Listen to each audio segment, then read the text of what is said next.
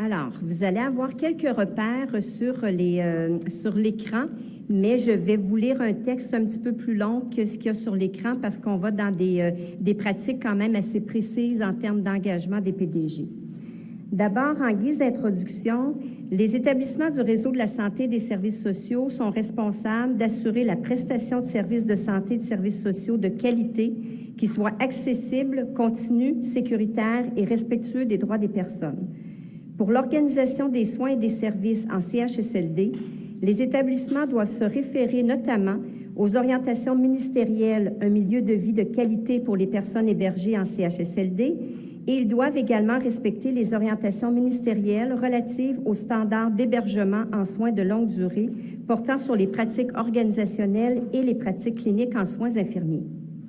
De plus, à l'issue de ce premier forum sur les meilleures pratiques en CHSLD, les PDG des établissements du réseau de la santé et des services sociaux ainsi que M. Simonetta ont confirmé leur intention d'honorer les 5 grands engagements suivants. Premièrement, les PDG s'engagent à ce que les soins et les services offerts aux résidents soient personnalisés et spécifiques afin de répondre à leurs besoins et préférences. Pour ce faire, les gestionnaires doivent, et sur la base de ce qu'on a entendu au cours des 2 derniers jours, accueillir dès son admission le résident et ses proches avec respect et attention et désigner un intervenant accompagnateur. Il doit recueillir auprès du résident et de ses proches les renseignements permettant de bien connaître ses besoins et préférences, notamment pour les soins d'hygiène et l'alimentation. Les gestionnaires doivent regrouper les résidents ayant des caractéristiques communes et favoriser une meilleure proximité des équipes soignantes auprès des résidents. Ils doivent effectuer régulièrement une révision et un bilan comparatif des médicaments et des ordonnances et en retirer au besoin, tout en privilégiant des approches non pharmacologiques. Les gestionnaires doivent assurer une saine nutrition des résidents et promouvoir aussi le plaisir de l'alimentation. Ils doivent rendre disponibles les aides techniques et les équipements appropriés pour favoriser l'autonomie fonctionnelle des résidents et pour mieux répondre à leurs besoins et préférences. Donc, un ensemble de pratiques exemplaires qui vont être implantées à partir de l'engagement des PDG et à partir de ce qu'on a entendu au cours des 2 derniers jours. Deuxième engagement, on en a 5 comme ceux-là. Deuxième engagement, donc, les PDG s'engagent à ce que les rôles et responsabilités de l'équipe soignante soient bien définis et que l'approche collaborative et interdisciplinaire soit implantée. Pour ce faire, les gestionnaires doivent s'assurer que les contributions spécifiques de l'infirmière auxiliaire et du préposé aux bénéficiaires soient définies, connues et appliquées. Ils doivent s'assurer que les zones de partage des compétences entre l'infirmière auxiliaire et le préposé aux bénéficiaires soient également définies, connues et appliquées. Ils doivent s'assurer que les contributions spécifiques du médecin et du personnel infirmier soient bien définies, le personnel infirmier est en situation de responsabilité et le médecin en référence et en appui. Ils doivent s'assurer au moment de l'activité repas et des soins d'hygiène que l'organisation du travail et la composition de l'équipe soignante soient adéquates.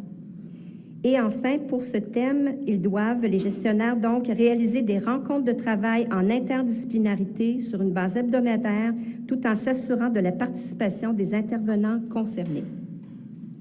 Troisième engagement. Les PDG s'engagent à ce que les lieux prennent en compte les caractéristiques des résidents. Pour ce faire, les gestionnaires doivent créer un milieu de vie agréable et intéressant pour le résident et sa famille, incluant des activités sociales, et des loisirs adaptés aux caractéristiques des résidents. Les gestionnaires doivent assurer l'intimité, la sécurité, la dignité, ainsi que le bien-être physique et psychologique du résident. Ils doivent également mobiliser et valoriser les proches, les bénévoles et les acteurs du milieu pour favoriser leur implication dans l'amélioration du milieu de vie des résidents. Quatrième engagement, les PDG s'engagent à ce que les personnes responsables des CHSLD assument un leadership de proximité et mobilisant auprès du personnel, des résidents et de leurs proches. Pour ce faire, les gestionnaires doivent développer les compétences spécifiques à la gestion de proximité en CHSLD.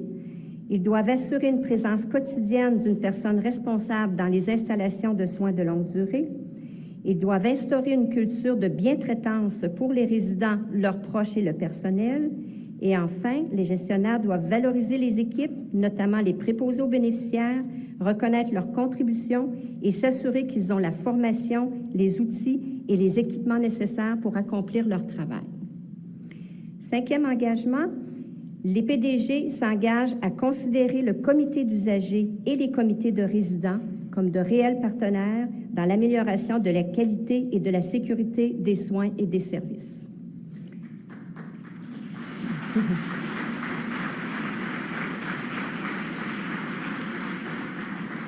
Alors, au fur et à mesure de la lecture des engagements, les PDG ont signé le papier en question.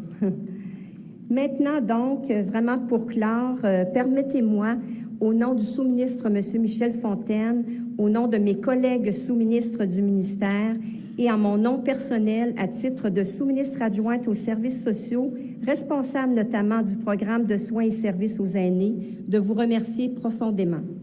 Merci pour votre rigueur, pour votre générosité et votre intérêt pour tout ce que nous avons discuté au cours des 2 dernières journées.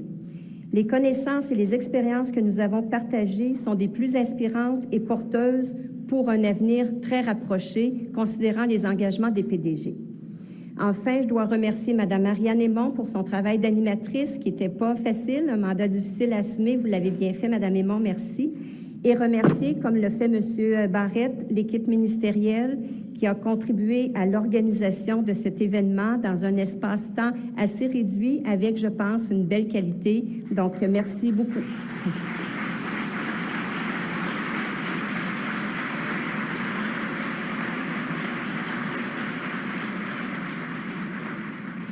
Ceci met fin à notre événement. À l'année prochaine, si on a bien entendu M. Barrette.